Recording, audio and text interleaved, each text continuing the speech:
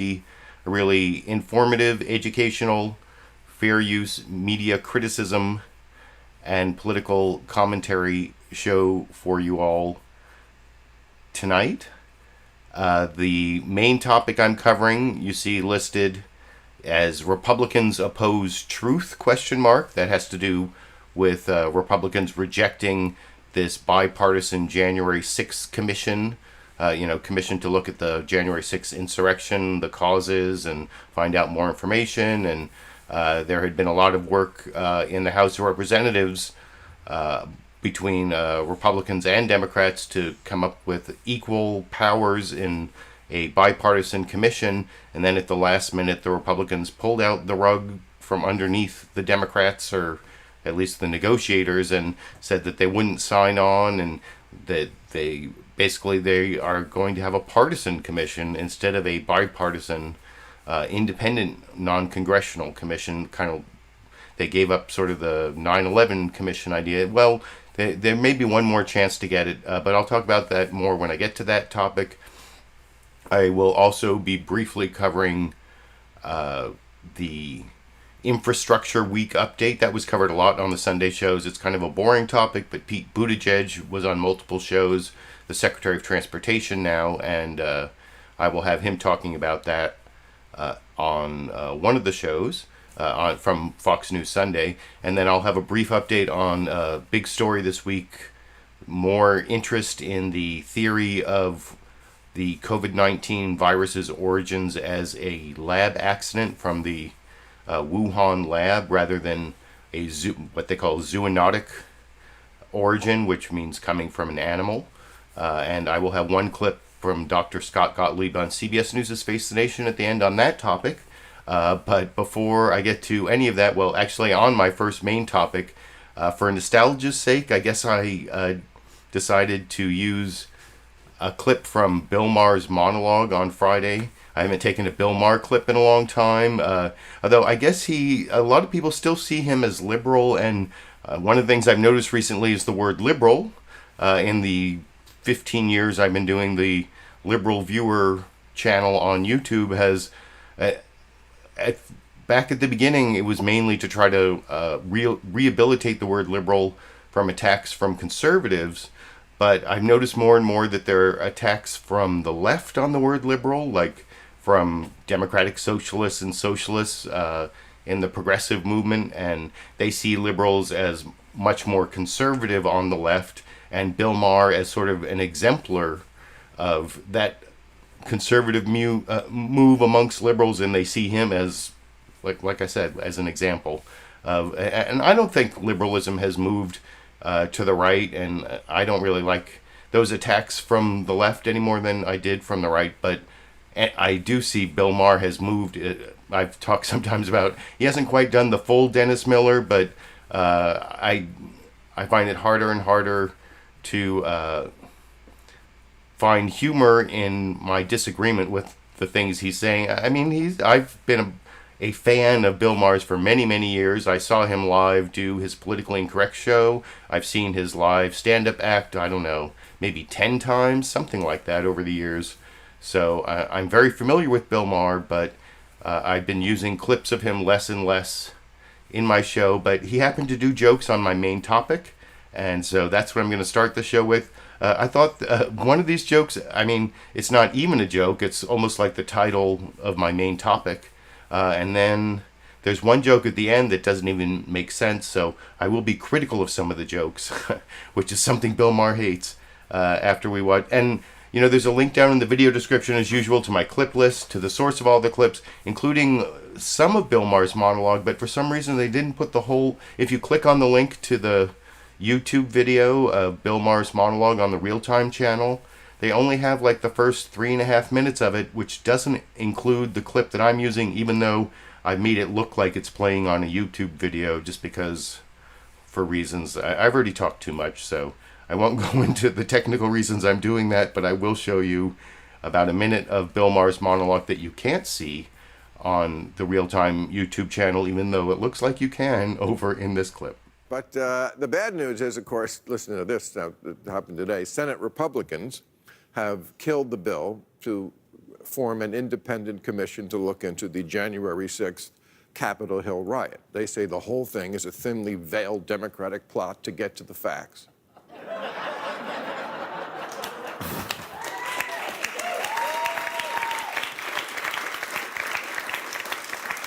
Ted Cruz said, yeah, no biggie. If there had been any real danger, I would have been in Cancun.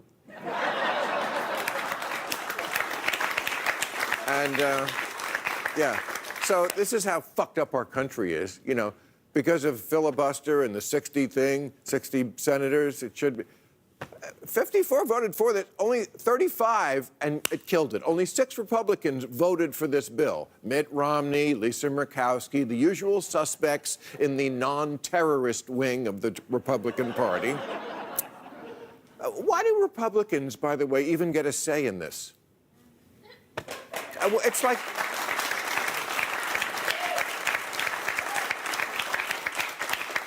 It's like letting the dog decide to look into who shit on the rug. I think I know...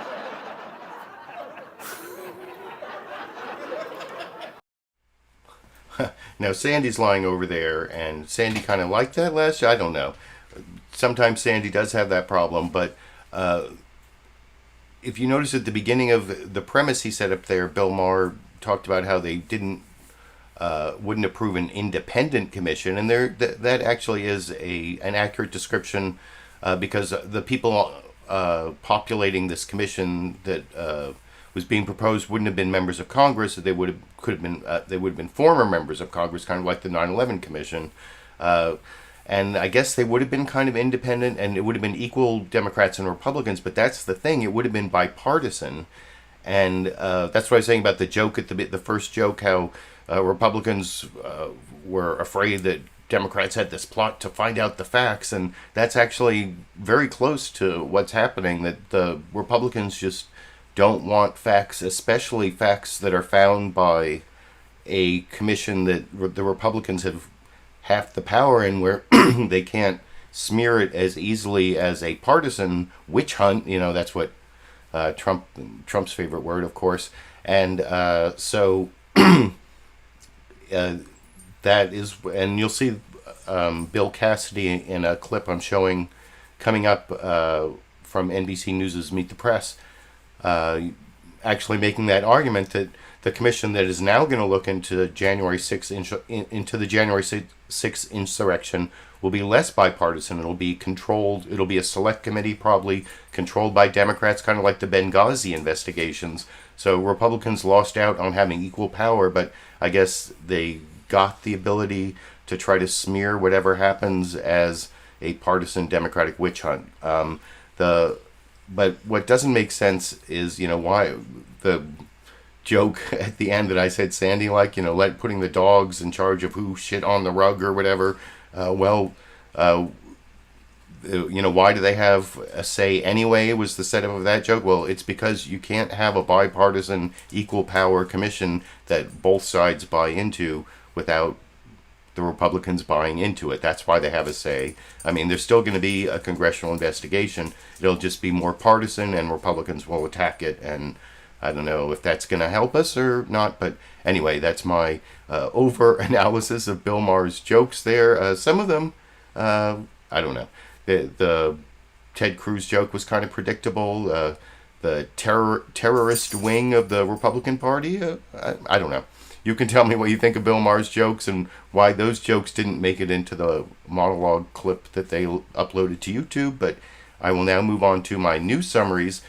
Several of them focus, or at least looking at my clip list here,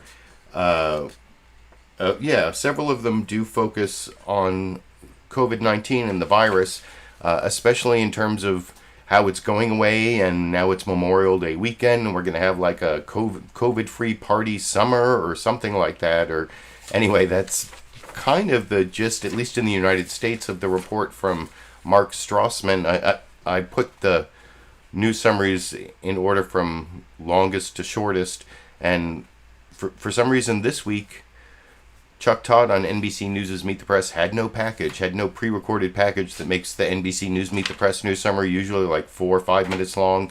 Instead, it's not the longest. It's actually it's the second to shortest.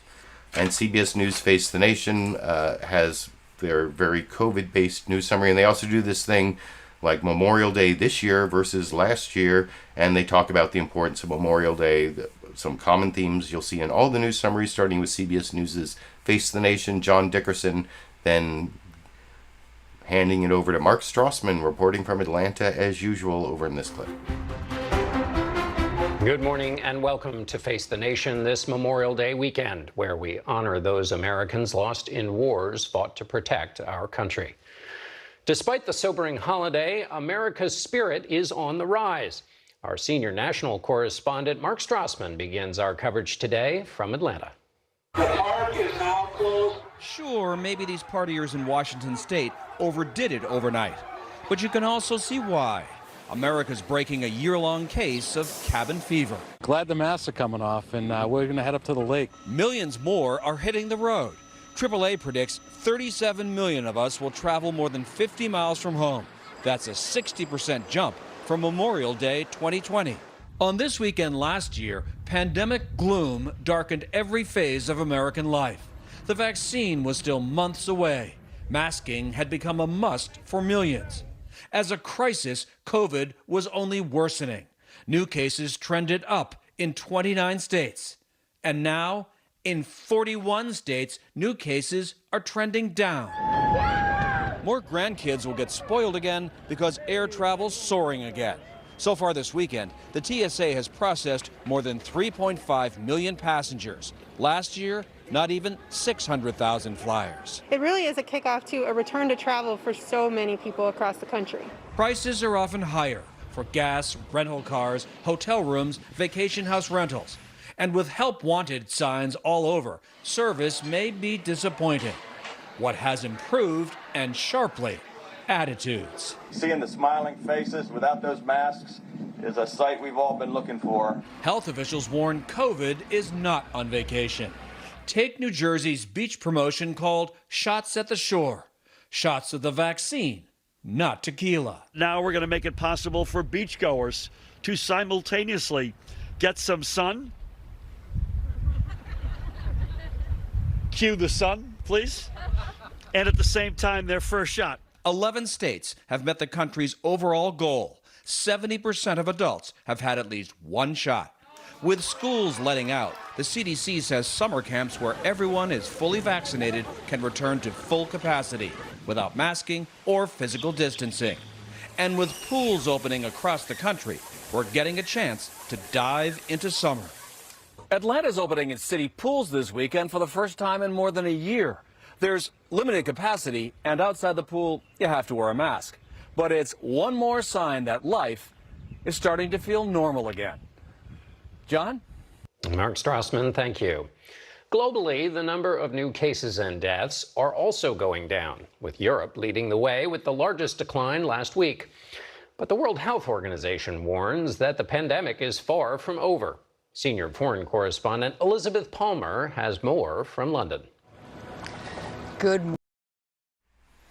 And I kept that playing just to remind me to tell you, as usual, down at the link in the video description for CBS News Face the Nation, the entire program is available free on YouTube, split into segments, including Elizabeth Palmer's report that talks about how things are doing better in Europe, not so well in other places like Brazil, and then also talks about this Wuhan lab leak theory that I'll be covering with my final clip from Scott Gottlieb, also from CBS News' Face the Nation, the first newsmaker interview that they did on Face the Nation, and as usual, CBS might be possibly called the COVID broadcasting system instead of Columbia or whatever, because they have had the longest or the most intense, earliest, and best coverage of COVID-19 of all the 5 programs. If you've been watching for the last year, or a little over a year, you'll remember when I said that they were either over covering the COVID story back in like January, February of 2020, or they were the one program that was covering the biggest story of the year, and turned out to be number 2. I think we all have to agree at this point. So, yeah, the Fox News Sunday news summary doesn't really mention COVID at all. It's actually all about infrastructure, and it's really big spending Biden. You remember back on May 2nd? I'm going to add an extra clip here since it's the final show I can do this. This is the first clip I showed from May 2nd of where they used this intro, big spending or Biden's spending spree. Do you remember that? And well, I saw Mark Meredith, who, first of all, the host this week is not Chris Wallace on Fox News Sunday. It's Shannon Bream, who's much more partisan. She's one of the Fox News hosts who blocked me for some reason.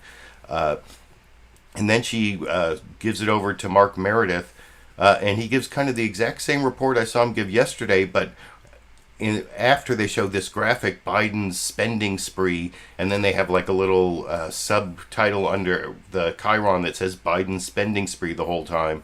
Remember, I showed you that on May 2nd here. I'll play that clip for you. Well, get ready to dig deep into your wallet. President Biden's preparing to unveil the second phase of the government spending plan next week. It comes with an additional price tag. So you remember that with the graphic, the Biden spending spree or tax and spending spree, and then it's right along the bottom of the screen during the whole report. I don't know, are they too embarrassed to use that on Fox News Sunday? Because they used it on a regular news program on Fox News yesterday, but it's the same report, and it's, even though they don't use it, you can hear it. Pay attention, you'll hear the Fox News bias, where they really harp on how expensive it is, and historically expensive, and all, and bankrupt the country. You'll hear, I think, in here somewhere, but not the kind of things you heard when they passed the big tax cut for corporations and the rich under the Trump administration. Didn't pay for it, and I'll talk about that more when I get to the Pete Buttigieg interview clip with Shannon Bream, the second to last news clip. But I've talked for way too long and introduced way too long the Fox News Sunday news summary. Shannon Bream and Mark Meredith. I'll talk about it a little more after we watch this one focused mostly on infrastructure this morning here. Hello again, and happy Memorial Day from Fox News in Washington. The White House criticizing Senate Republicans' counteroffer for a bipartisan deal on infrastructure, but negotiations remain alive. President Biden inviting members for another round of talks this week as the sides are still $1 trillion apart.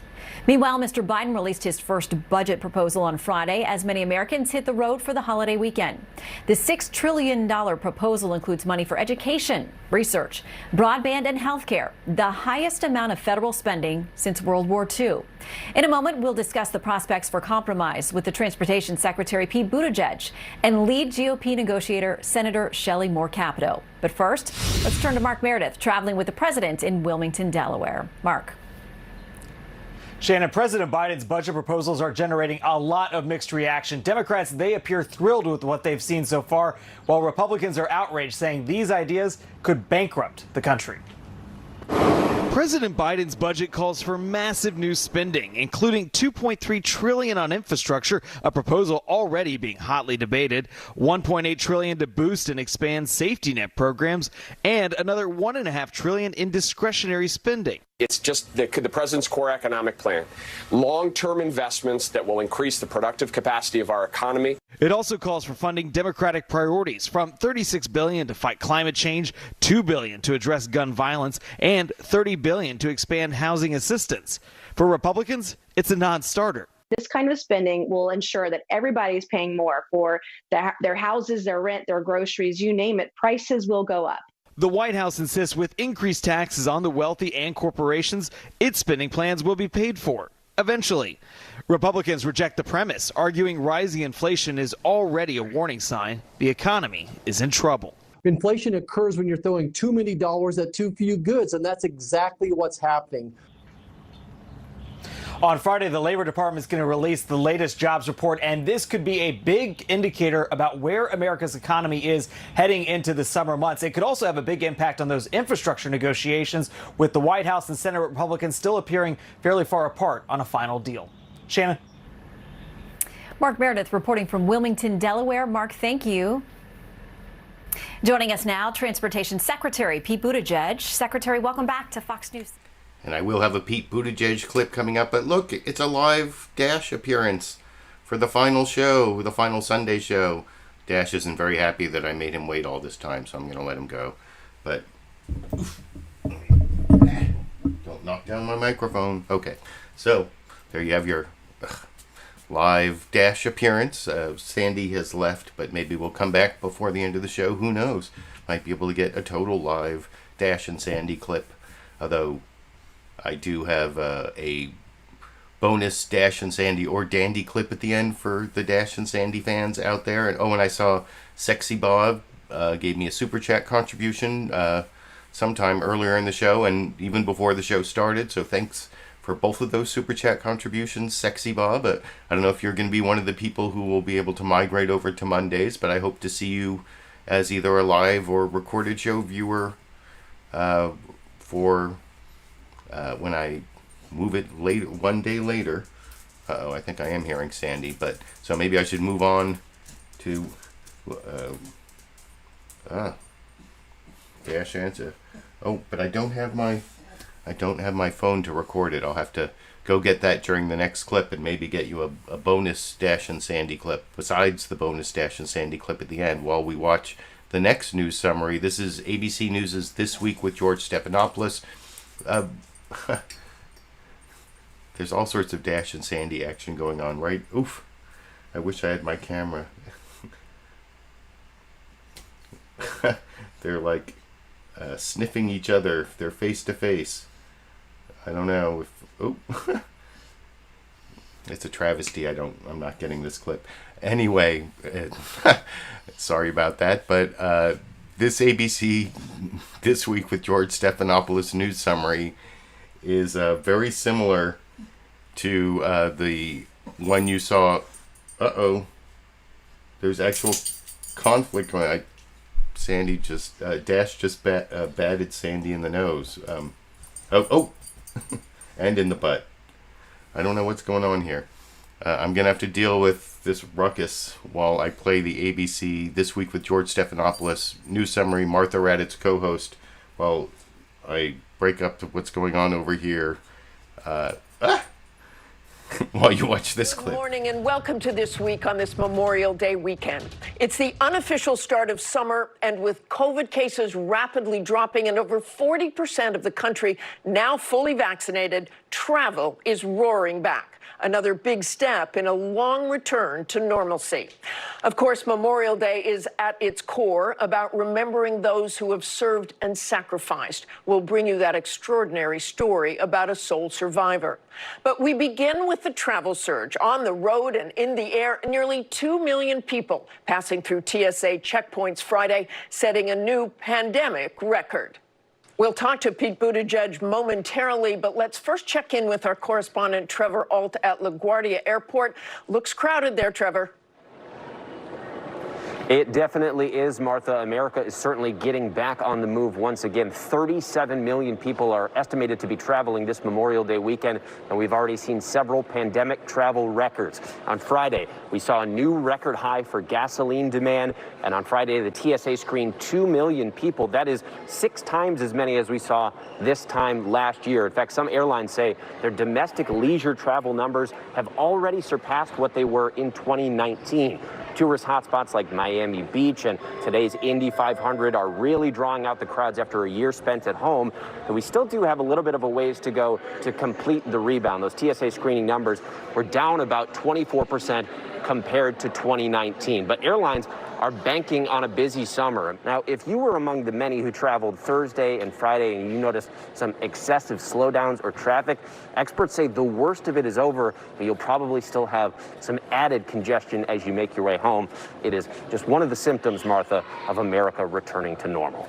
Martha? Thank you, Trevor. And for more, now let's bring in Transportation Secretary Pete Buttigieg. Good morning, Mr. And like I said, Pete Buttigieg, by the way, I broke that whole thing up. There's sort of a cramped area here. Dash and Sandy normally don't interact that much, but when you get them in a cramped area, I think sometimes Dash gets upset and will start batting Sandy in the nose or whatever. But anyway, it's all done. And if I get them both here before the end of the show, I do have my phone to get an extra bonus Dash and Sandy clip. But getting back to the news, like I said, you saw ABC focused on Memorial Day this year versus last year as sort of a way to look at COVID and the rise in travel. I didn't think there was a lot of coverage of the main topic, the January 6th insurrection thing. I thought could have been covered more extensively. I think if I were to pick my favorite of the news summaries, even though it's short, I'm going to go with NBC News Meet the Press because they have more coverage of that news story. I mean, is COVID going away still the biggest story? Does you think it's justified being the primary story on ABC as well as CBS? You can let me know what you think down in the comment section while we watch this news summary from NBC News's Meet the Press that I think focuses more on, I don't know, maybe just I'm more interested in the politics, but you can let me know what you think after we watch that news summary together over here. And a good Sunday morning, and I hope you're enjoying this Memorial Day weekend wherever you are, and you may actually be somewhere other than your house. If Friday's Senate vote on an independent commission to investigate January 6th was a stress test for our democracy, well then sadly, our democracy failed, and failed big time. Republicans managed to block the commission, even with 54 senators voting for it. It was still 6 votes short of the 60 needed to defeat a Republican-led filibuster. Not surprisingly, Democrats condemned the Republicans for their nearly unanimous opposition. Shame on the Republican Party for trying to sweep the horrors of that day under the rug because they're afraid of Donald Trump. Also, not surprisingly, the Republicans voted down the commission after their leader, Mitch McConnell, came out publicly against it. There's no new fact about that day we need the Democrats' extraneous commission to uncover. McConnell's been honest publicly and made it plain that he believes the more attention and sunlight cast on January 6th, the worse it will be politically for Republican candidates in 2022. Pure and simple. That's why he's against it, period.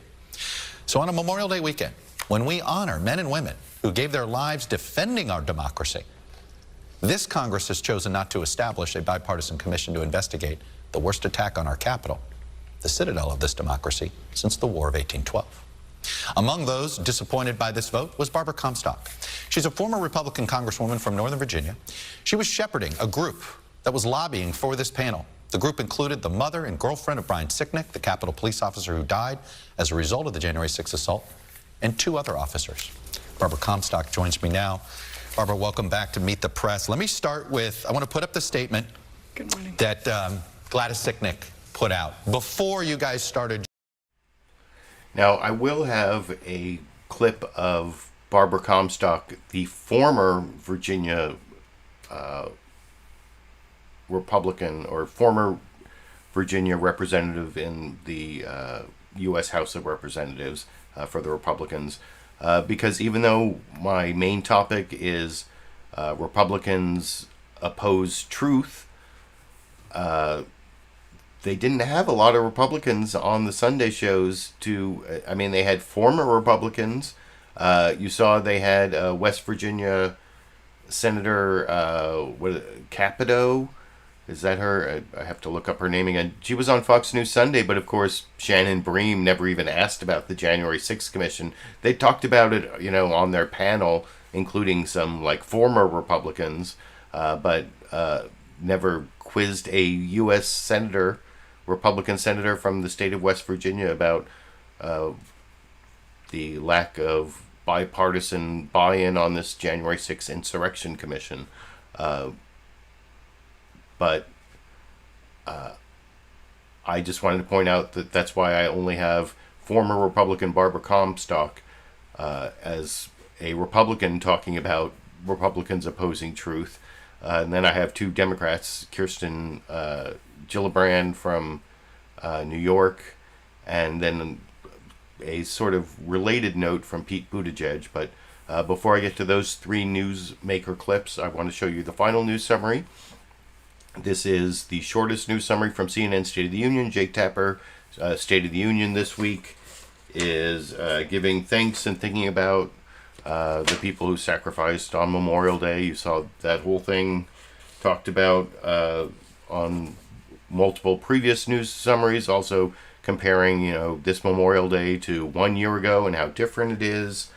And then also, unlike some of the previous news summaries, fitting in the January 6th insurrection into the shortest of the news summaries that I will talk about with you a little more after we watch together over here. Hello, I'm Jake Tapper in Washington, where the State of our Union is giving our thanks and thinking about those who made the ultimate sacrifice on this Memorial Day weekend. And ahead of Memorial Day tomorrow, we want to honor our fallen service members and their families and friends on a weekend that feels really quite different than last year, when the general public, for example, was not even allowed to visit Arlington Cemetery because of the pandemic. As businesses are opening up, many restrictions are being lifted. More and more vaccinated Americans are trying to squeeze into the jean shorts that fit last year. In Washington, panic over the spread of COVID-19 is subsiding, but Congress this week was seized by a different controversy, a different pandemic, as Senate Republicans followed their House colleagues in rejecting an independent commission on the January 6th Capitol attacks. Only 6 Republican senators rejected the push by their Republican leaders to put political concerns ahead of the goals of the commission to investigate this deadly attack on our democracy and figure out how to make sure it doesn't happen again. And now Democrats will have to decide how best to get that information after months of bipartisan negotiations fell apart. Some Democrats worry President Biden will have no better luck in his other policy negotiations with Republicans, especially on infrastructure, after Republicans made Biden a counteroffer this week. That prompted many Democrats in Congress to say, frankly, they're ready to move on and go it alone. Joining us now, Transportation Secretary Pete Buttigieg. Secretary Buttigieg, thanks for being with us. I want to get to the negotiations on infrastructure in a moment, but first, it's Memorial Day weekend, 37 million Americans. And Jake Tapper actually had a book that was turned into a movie, about some service members who died in Afghanistan at this outpost. I watched the movie. Was it on Netflix? I can't remember where. Was it on Hulu? It was on one of the streaming services. And I can't remember the name of the movie. Maybe I'll Google it during the Barbara Comstock clip I'm going to show you next. I don't have a clip of Pete Buttigieg talking to Jake Tapper.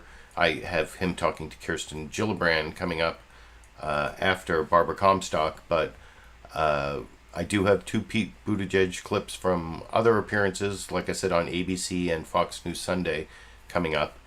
I pretty much criticized that clip or gave my opinion of it. I thought it was for the shortest clip, it covered a lot of the same stuff you saw on the other ones.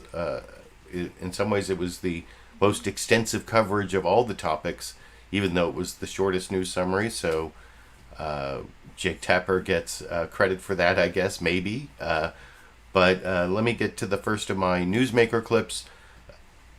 I don't normally like to take I had like former Governor Chris Christie as a Republican previously, because I don't know why they're kind of running out of Republicans, or maybe they're not bringing on Republicans who habitually lie, or they get a lot of criticism from people to using their big corporate network platforms to let people lie all the time. And if people are like lying all the time, maybe you shouldn't invite them back. So is that why they have less Republicans, or is it because Republicans aren't willing to come and try to defend the big lie about the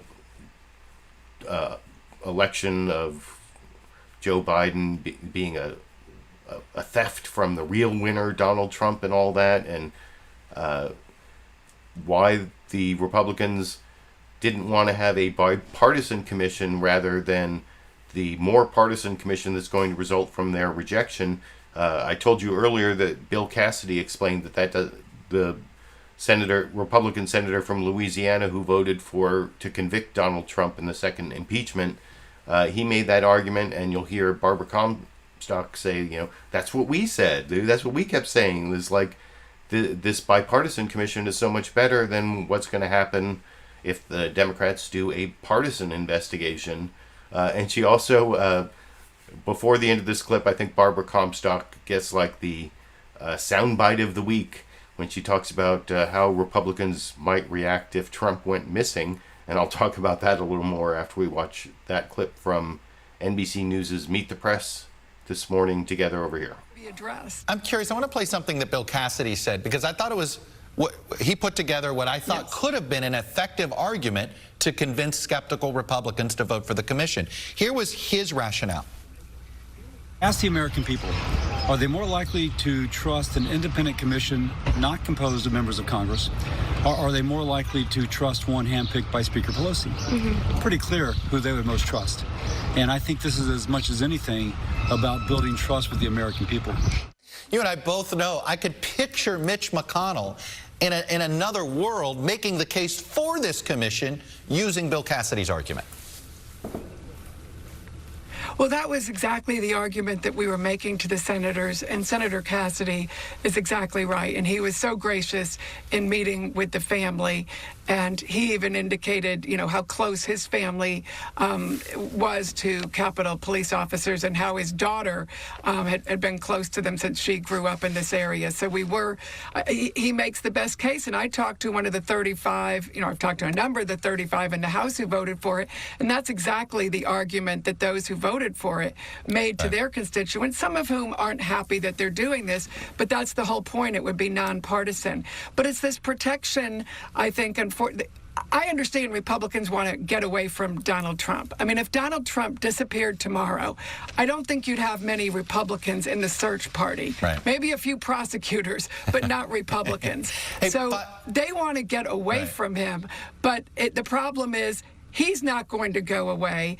But this is not about Democrats or Republicans. It's about the country, and it's about getting to the truth, and it's about protecting the Capitol, the people who work there, and also making sure this never happens again. And that's what the family so eloquently communicated, and I think, obviously, Senator Cassidy captured that well. Very quickly, Barbara Comstock, Chuck Schumer has promised... I like that. If Donald Trump disappeared tomorrow, there wouldn't be many Republicans in the search party, maybe some prosecutors. And that was another big story this week that didn't get a lot of Sunday news coverage, there's been a grand jury impaneled in New York for 6 months to look into the Trump organization and possibly Donald Trump. So, that is something I would love to cover, is the criminal trial of Donald Trump, if that actually happens. I have background as a criminal defense attorney and also background as a political junkie, and they both come together in the trial of Donald Trump, right? So that might be something I could do with my live stream independent of the Monday media mix-up that's starting on June 7th. But anyway, you can let me know what you think of former Republican Congressperson Barbara Comstock's fairly rational argument there, which unfortunately may be why she's former Republican Congressperson Barbara Comstock, because that's the kind of thing that they're weeding out in the Republican Party, because the Republican Party opposes truth. That's the title I'm using for my final Sunday Live clip roundup, for a good reason, because that's what's happening in America. And the weird thing about it, though, that you'll see in this next clip, is that the same people who are working to destroy our democracy are also working with Democrats on, well, you saw infrastructure, that maybe they'll work on infrastructure, but there's this interesting clip I wanted to show of Jake Tapper talking to Senator Kirsten Gillibrand from New York about how she thought that Josh Hawley, senator from Missouri, who has that famous fist up photo to the insurrectionists before they stormed the Capitol, and who voted against certifying the election, and most damningly, because he was like vying for possibly being a Republican presidential contender in 2024 and was trying to like get even more, on the more pro-Trump side of Ted Cruz. He was like the first senator to suggest that, when they go through this whole process of questioning the electoral college votes, you have to have someone from the House and someone from the Senate. And it's in previous elections, there have been a lot of House members, but not senators who have joined to create this whole delay process that happened on January 6th. Well, Josh Hawley was the first senator to say, even before Ted Cruz, and then Ted Cruz tried to, they were like battling to be the most like insurrectionist senator leading up to January 6th. And so you'll see here Jake Tapper confronts Kirsten Gillibrand with how she said that perhaps Josh Hawley should be expelled from the Senate for what he did, but now she's working with him on her bill to change standards for sexual assault in the military. And anyway, that's enough introduction before we watch the Kirsten Gillibrand clip from CNN's State of the Union this morning together over here. Supported. I want to ask you, because you're working with Republican Senator Josh Hawley of Missouri on a separate military sexual assault bill focused on reporting and training. Senator Hawley, as I'm sure I don't need to tell you, he was one of the main instigators of what happened on January 6th. If he hadn't said that he was going to join the House Republicans in objecting, it's possible that that riot might not have happened. That's certainly what a lot of Republican senators think. The day after the attack, you said you were open to censuring or even expelling Hawley and others, according to WAMC Radio. Take a listen. I'm deeply concerned. And I don't think they fully understand how misguided and how irresponsible their actions have been. And so I think we should look at it. I understand your job is to work across the aisle and accomplish things for the American people. But do you have any misgivings about working with Josh Hawley? No, but I do believe that the purpose of this January 6th commission was to give us the facts about whether we should have proceeded towards... He voted against it. I know, but that's why, again, back to the first question, I don't think the Republican Party is acting in good faith to govern and to bring forward what the American people want done. We should have that January 6th commission. And the fact that we only had 6 Republicans vote for it shows the lack of goodwill that we have between the parties at this moment. I believe my responsibility is to serve the American people and help the people of New York. And that means passing a robust infrastructure bill with both the human soft infrastructure and the hard infrastructure. Yeah. And I've always believed if you just did the small, thin, hard infrastructure bill first, that soft infrastructure would never get a vote and it would fail because, again, the goodwill's not there. We need a bold response to the moment we're in. But I will work with Josh Hawley. I will work with any Republican if we are moving forward towards something that helps New Yorkers and helps the American people.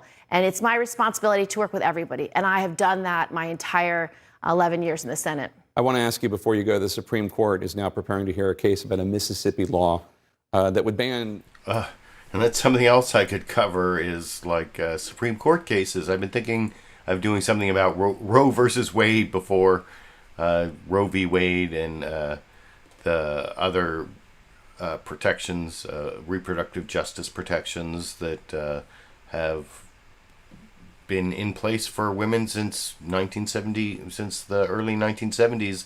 They're all about to fall away, and there's going to be abortion-free states in the United States, and especially poor women are not going to be able to get abortions. And but maybe I shouldn't have kept the clip playing so long to get to that really depressing thought, because you'll hear if you click on the link in the video description to CNN State of the Union and you watch Kirsten Gillibrand's answer about that, she talks about how Trump stole those seats, or how he stacked the Supreme Court. Maybe she didn't say stole the seats, but stacked the Supreme Court with ideologues expressly for the purpose of getting rid of a woman's right to control her own body and choose whether she wants to continue her pregnancy in consultation with her doctor. And that's definitely something else I could cover, independent of my Monday media mix-ups that are going to be starting 8 days from now on June 7th. So that's the thing with not feeling so burdened by 8 years of every Sunday working 8 to 10 hours every Sunday. Now that I'm going to put some of that work on Mondays where it's not as burdensome to my family, maybe I'll be freer about later in the week doing something else on YouTube. I don't know. We'll see what happens. But I thought that Jake Tapper did a good job of cross-examining Kirsten Gillibrand about working with Josh Hawley in that last clip. And I think I just see another super chat contribution? From Kameshwari Kate. See you on Mix Up Mondays. Thank you. And along the way I also saw Peter Reed say it's the dawning of a new era. So I hope I'll be seeing some of the same regulars for my Monday media mix-ups. And the next two clips are Pete Buttigieg clips. I was criticizing ABC's This Week with George Stephanopoulos earlier for not really covering the January 6th insurrection that well. They spent a lot of time covering this whole thing about American diplomats being brain damaged by mysterious microwaves, and I guess that's a good Memorial Day story, but they didn't really cover the January 6th insurrection very well, so I don't have like a clip of anyone really talking about that. The closest I have for like Republicans oppose truth is how people are getting violent about wearing masks, especially as the guidances are shifting. And, you know, honestly, as someone who's fully vaccinated, I feel that masks are kind of for show a lot of the time now. Here in California, if I go shopping and stuff, I have to wear a mask, even though it doesn't really make a lot of scientific sense for me as a fully vaccinated person to have to wear a mask into a store anymore. And Pete Buttigieg does an okay job of answering a reasonable question from Martha Raddatz about, but you can see she's kind of in some ways shilling for the right. You know, like I was saying, masks have become so political, and so the freedom from masks is almost like a right-wing talking point that Martha Raddatz is lifting up, I guess, talking to Pete Buttigieg in the clip I will talk with you a little more about after we watch it together over here. And Mr. Secretary, to that point, we're also seeing more violent encounters on planes over federal mask mandates. You mentioned the flight attendants and others. There have really been some violent altercations on board. DHS Secretary Alejandro Mayorkas said that he thinks those mandates will stay in effect through the summer, but health experts have told us there's really no difference between an airplane or a restaurant or gym where vaccinated Americans no longer need to wear masks. Why not institute that same policy on airplanes? Well, some of the differences have to do with the physical space. Some of them have to do with it being a workplace, where in some of these transit and travel situations, people don't have a choice. Of course, the decisions will continue to be on the part of public health authorities and driven by public health considerations. But just remember that the flight crews and other workers you encounter, they're doing their job. They're following regulations, and they're there to keep you safe. It is absolutely unacceptable to ever mistreat a transportation worker, and of course, there's very serious fines and enforcement around that. It's a matter of safety, but it's also a matter of respect. And as we get back, and as we're so thankful to get back to the skies, to get back on the road, to get back to loved ones, let's make sure we're doing it in a way that we can all be proud of. Let's talk about the infrastructure. You have said you wanted to see major progress by Memorial Day tomorrow. Republicans unveiled their $928 billion counter. And the next clip is going to be on infrastructure. That's actually the last clip on my Republicans Oppose Truth. And like I said, it's only tangentially related because of Republican rejection of science on masks. Although now I think Martha Raddatz might have had something there in terms of the science. Now the mask mandates are lagging behind the science, but it takes a while for the science to turn into public policy through governmental bureaucracies. That's just the way of the world. That's not any big surprise, but I think Martha Raddatz asked much better questions than Shannon Bream asked. And this is all infrastructure from Shannon Bream. I thought Pete Buttigieg did an okay job answering that question from Martha Raddatz, but he totally creamed the Republican talking points that Shannon Bream brought to the interview. The two I wanted to highlight here from the infrastructure debate. Earlier in the interview, he kind of creamed the whole thing about, well, it's not really infrastructure. It's not really physical infrastructure, traditional physical infrastructure. That was like at the beginning of the interview. But then there are like two other points. One about raising the corporate tax rate. She has this quote at the beginning, all else being equal, it's better for corporate tax rates to be lower, said the Obama administration. And he totally, you'll see, creams her on that one. And then the most ridiculous talking point that Republicans are trying to use on everything that Biden does is this second thing that Shannon Bream actually tries to follow up on it even. She tries it twice, which is, I talked earlier about this big corporate tax cut that the Republicans passed during the Trump administration. That was a big giveaway to corporations, lowered the corporate tax rate, and lowered the tax rate on the richest Americans, and a little bit on people making less than $400,000 a year. And Biden has promised not to raise taxes on people making $400,000 a year. But one of the awful gimmicks of the Trump tax cut is they made the corporate tax cuts permanent, but the tax cuts for individuals, both rich people and everybody else, they were temporary.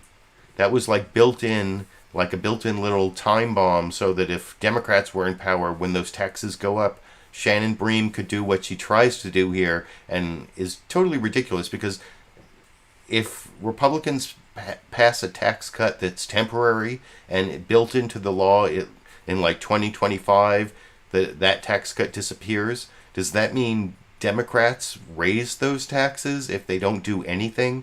That seems like a bogus argument, and that's the argument Shannon Bream tries to make in this final Pete Buttigieg and penultimate newsmaker clip for my final Sunday live clip roundup tonight over here. It's as a country right away.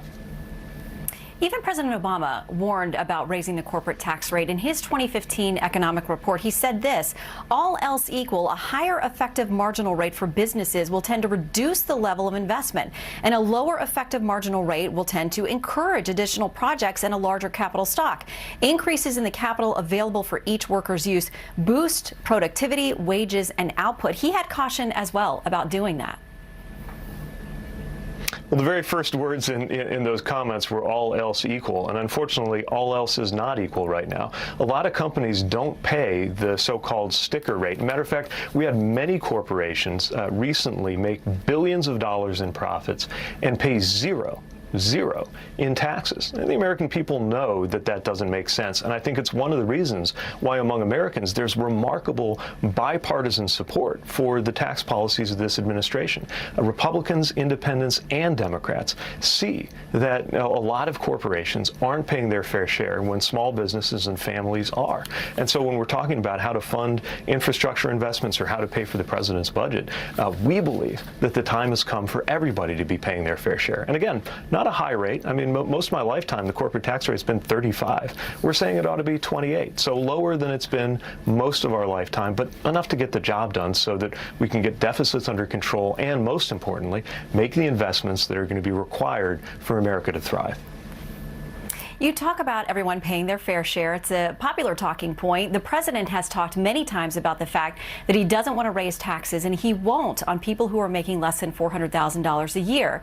But even the New York Times, pouring through the budget proposal, says that's not actually true. Jim Tankersley writing this. He says the documents forecast that Mr. Biden and Congress will allow tax cuts for low and middle income Americans signed into law by President Donald J. Trump in 2017 to expire as scheduled in 2025. So doesn't that practically actually translate into a real world tax hike for people? Well, that's a forecast and a set of assumptions about something that is years away, and we'll see what the policy choices are at that time. But right now, in this moment, we have a decision to make. What are we going to do with tax rates right now? And the president is saying, let's not charge middle-class Americans more. Middle-class Americans are paying enough right now, in the president's view. Let's make sure that corporations and the wealthy are paying their fair share. And we believe that's going to raise the kind of revenue that we need in order to fund the proposals that the president's put forward. Again, you look at something like the American Jobs Plan, the infrastructure vision that the president's put out.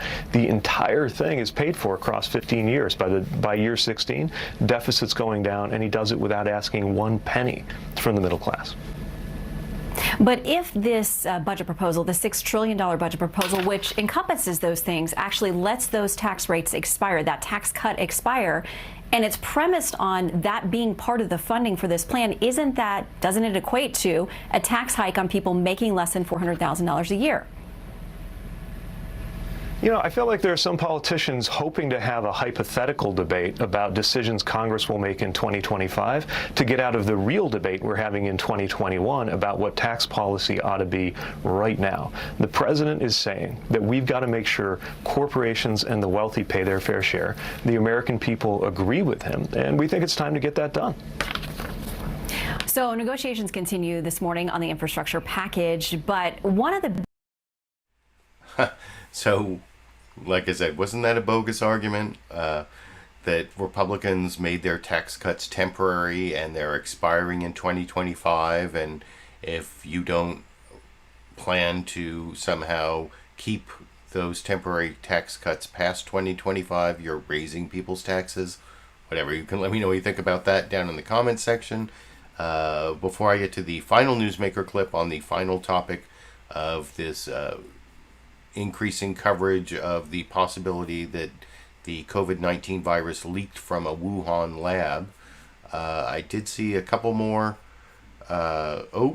Chair's Bed, looking forward to Mix Up Mondays. Lulu Girl saying she's going to try to make it to Mondays and then asking what time Mondays. It's noon Pacific time on Mondays. It's going to be noon Pacific time.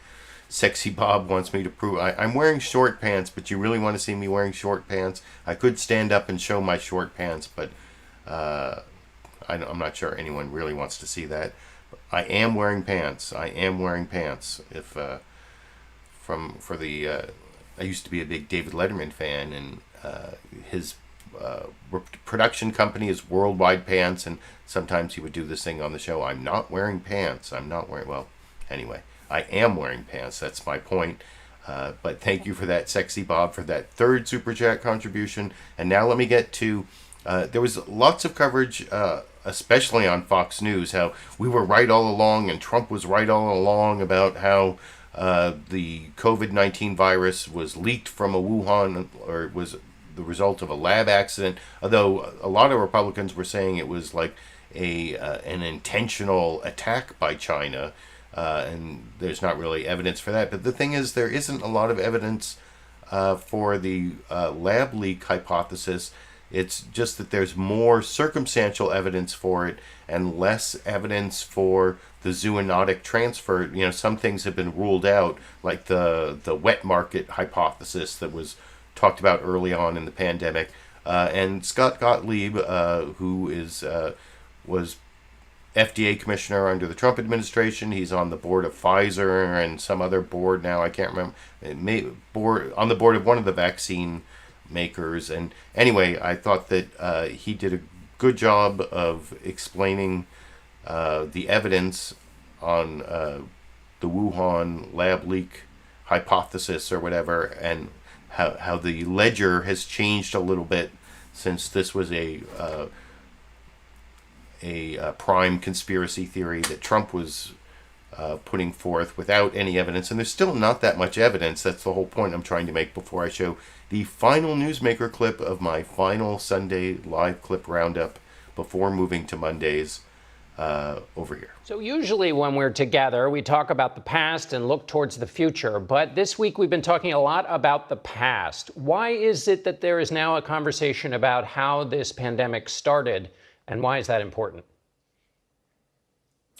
Well, look, I think the challenge is that the side of the ledger that suggests that this could have come out of a lab has continued to expand.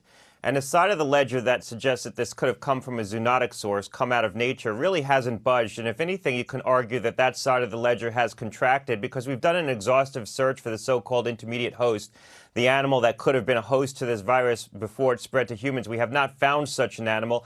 We've also fully disproven the market, the food market that was initially implicated in the original outbreak as the source of the outbreak. And so that side of the ledger probably has shrunken. And China could provide evidence that would be exculpatory here. They could provide the blood samples from those who worked in the lab in Wuhan. They've refused to do that. They could provide the source strains, some of the original strains. They've refused to do that. They could provide access to some of the early samples that we could sequence. They could provide an inventory of what was in the lab, the Wuhan Institute of Virology, the lab that has been implicated in a potential lab leak. They have refused to do that. And we know that that lab was poorly constructed, had poor controls. That was reported at the time that it was first opened. We know the lab was engaging in very high-risk research, including infecting transgenic animals, animals with fully human immune systems. We know they were working with SARS-like viruses that have never been disclosed before. And now we have new evidence that some lab workers became infected right at the time that this virus was believed to be first introduced. That's been publicly reported. So that side of the ledger has expanded, and I think that's why there is renewed focus on this. In terms of your final question, why this is important, I think if we assess that there's a probability or a possibility that this came out of a lab, it's going to affect how we respond to this. We're going to need to focus on trying to get better controls in this sort of high-risk research going forward and get better controls over these BSL-4, these high-security labs that conduct this research. Incidentally, China was not conducting this research in a BSL-4 lab. They were doing it in a lower-security BSL-2 lab. So that is a very informative, very rational, non-conspiracy theory explanation of the state of the evidence on zoonotic origin of COVID-19 versus Wuhan lab leak. And unless China lets people in to actually look at those blood samples of the workers, I don't know if anyone, I don't know, it will just become more probable. One theory will become more probable than another unless we get more information from China, or China lets like a whole bunch of researchers go in, which doesn't seem likely anyway. That was the final topic. I do appreciate all the people who showed up for my final live stream. I've been reading your live comments along the way, and I did promise a bonus Dash and Sandy or Dandy clip, which a tradition I hope to continue, although I'll see how things go, whether the new live viewers are even into Dash and Sandy or the Dandy clips. But this is kind of a longer one. I wanted something worthwhile for the final show, and I don't know if it's on par with like Martin Scorsese's Goodfellas, you know, that long scene where they like go into the club and it's like one uninterrupted shot. Well, I did that sort of going through starting way over there and going through this whole hallway and kitchen and feeding Sandy and it's Dash and Sandy, or Dandy, and even though I was talking about how they were not getting along, and you can see that they are very close together in the end of the final Dash and Sandy or Dandy clip for the Sunday shows. A long single shot, about 1 minute and 10 seconds over here. So when the American public gets it, and they understand, part of it can try to spin it, but bottom line is, America knows that Donald Trump was in favor of law and order, and the Democrats were not. Well, there's no question about it, Tommy. I mean, no concern. I mean, the fact that they were rioting and going crazy was because Trump was in office, and then they pretty much sent it out there and they got him out of office. What they did. Well, they're still rioting. They're still passing out these deaths and work like that. But you know, furthermore, you think they're having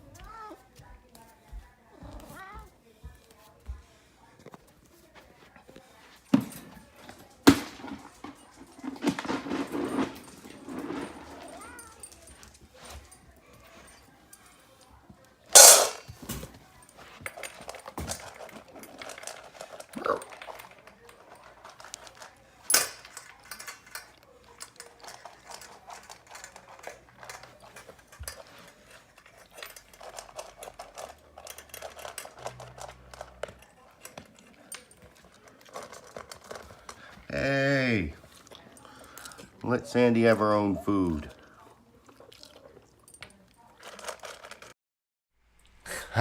So what do you think? Was that a worthy final Dash and Sandy or Dandy clip for the Dandy fans out there? I think it was. You can let me know what you think down in the comment section. Thank you for 8+ years of Sundays.